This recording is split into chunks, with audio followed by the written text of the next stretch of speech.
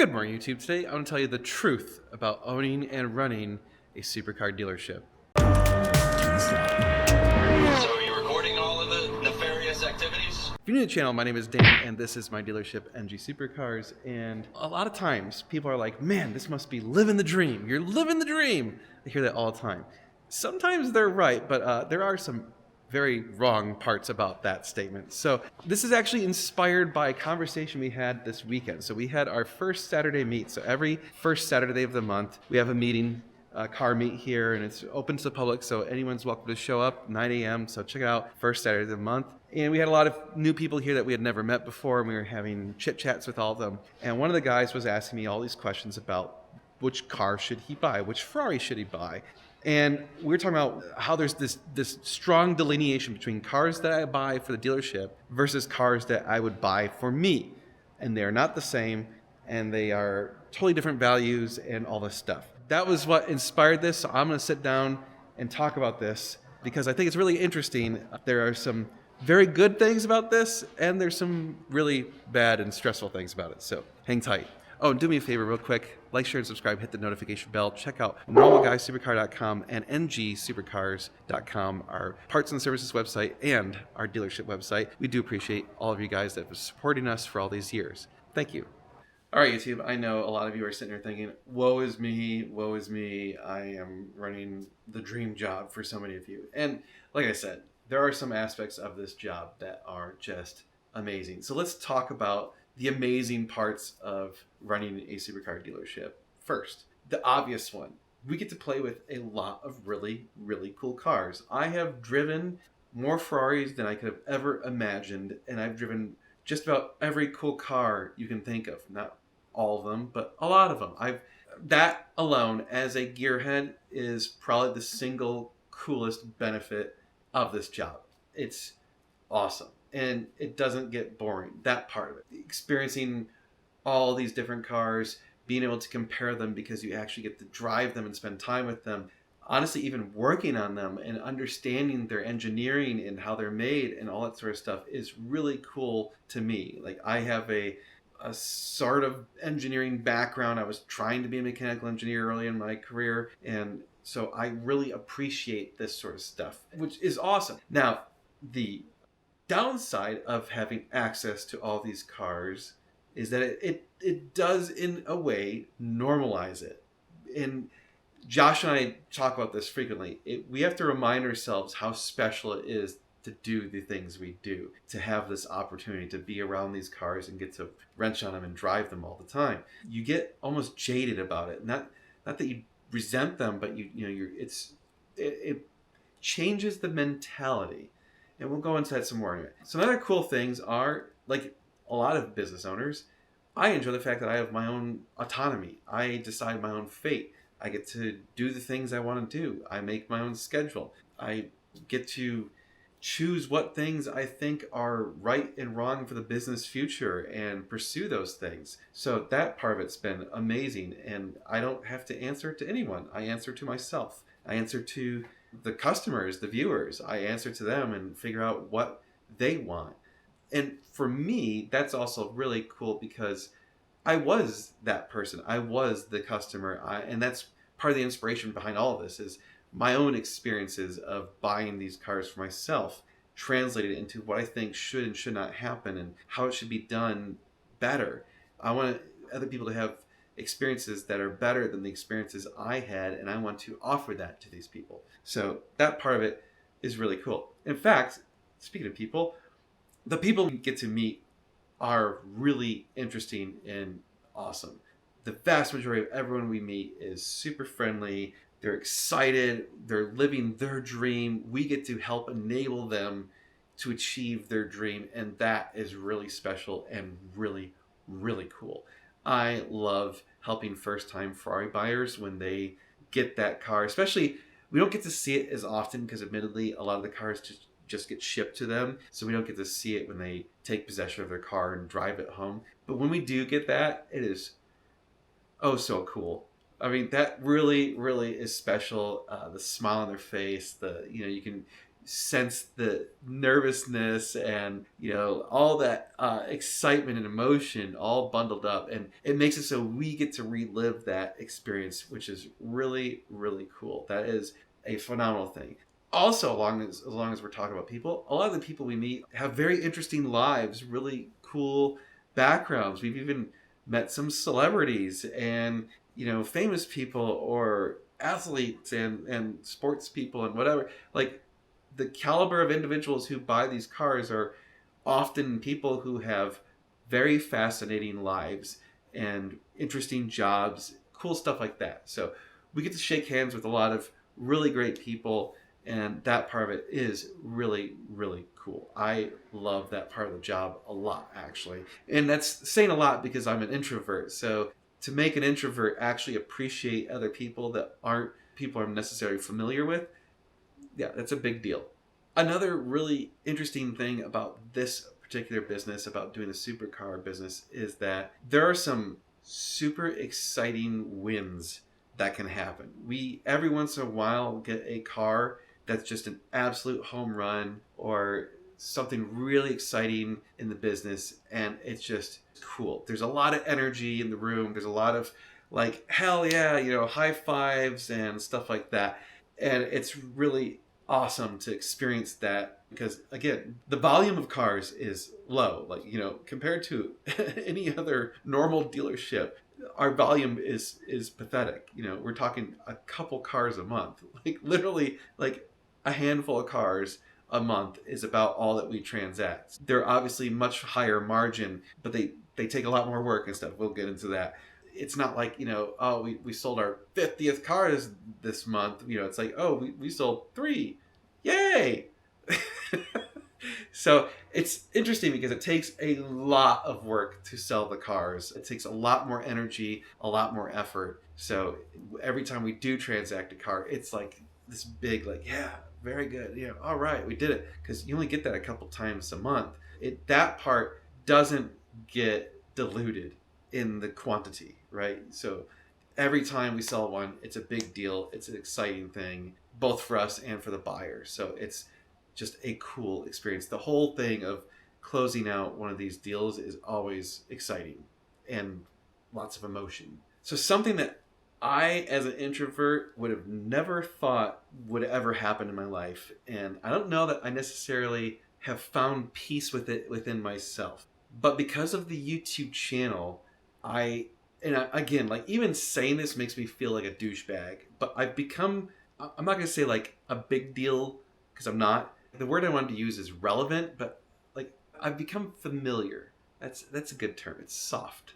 I like that term. I don't like to toot my own horn. I have a hard time with that. So I've become reasonably well known in the Ferrari space. And again, that's uncomfortable even saying, and it's super foreign to me. But I have to accept that that is a reality. When we go to big car events, I get recognized a lot, especially in the Ferrari world. And in some ways, I'm like, that's really cool. Like, I would have never thought that. And at the same time, I'm like, that's so not me. like, like, how the hell did that happen? So I have a hard time with that internally as an introvert. It has never been something I've been interested in. Fame does not appeal to me. Having random people know who I am and things about my life is very weird for me to accept. But I can appreciate that, and I accept that that's just a fact of what I'm doing. And so it is, in its own way, I'm slowly embracing it and coming to terms with it and trying to be better about accepting it, because sometimes people come up and they're really excited to meet me. And I know this sounds really awkward, but like, I don't get excited about that sort of stuff. Like, I've met celebrities, I've met famous people, shook their hands, had dinners with them and stuff like that. And I'm just like, yeah, cool. You're just a dude, another dude. I don't get like, okay, cool.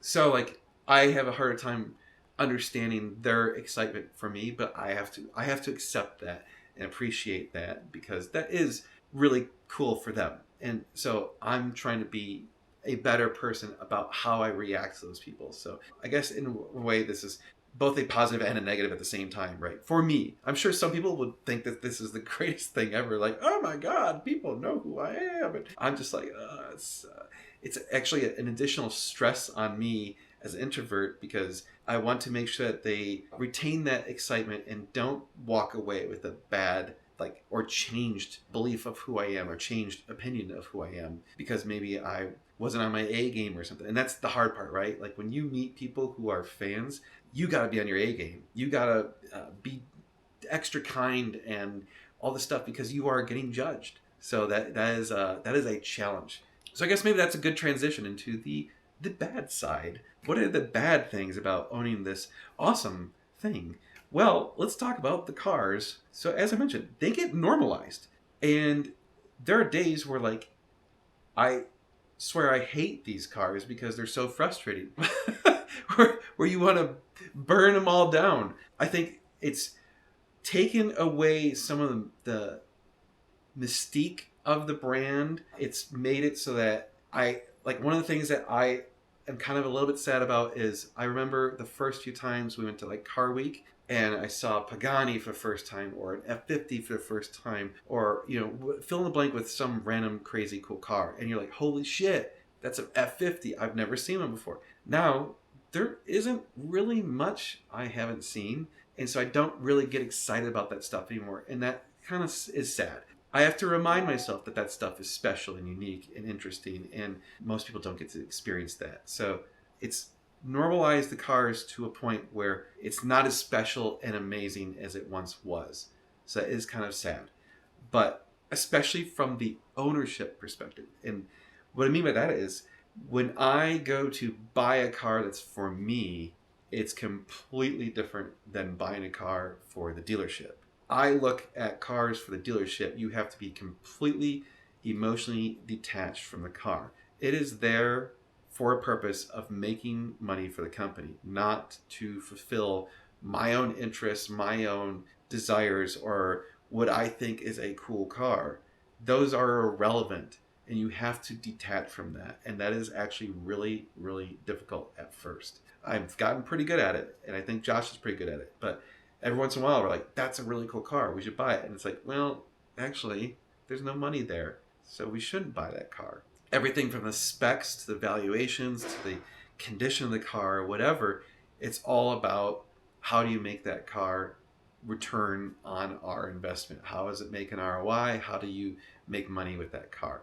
So it is looking at cars in a completely different light, which, again, in another way, kind of deflates the bubble of excitement for these cars because you are looking at it so matter of fact. It's these things are wrong with the car. These things must be taken care of. Here's the numbers. Do they make money? Here's your margin. Yes or no, buy it or don't. And so it's once you get into that groove and you're able to do that, it actually makes you much better at this business because the decision becomes really easy. It's just you look at the numbers and yes or no. Does this make money or not? And how much? Do we want that? Yes or no?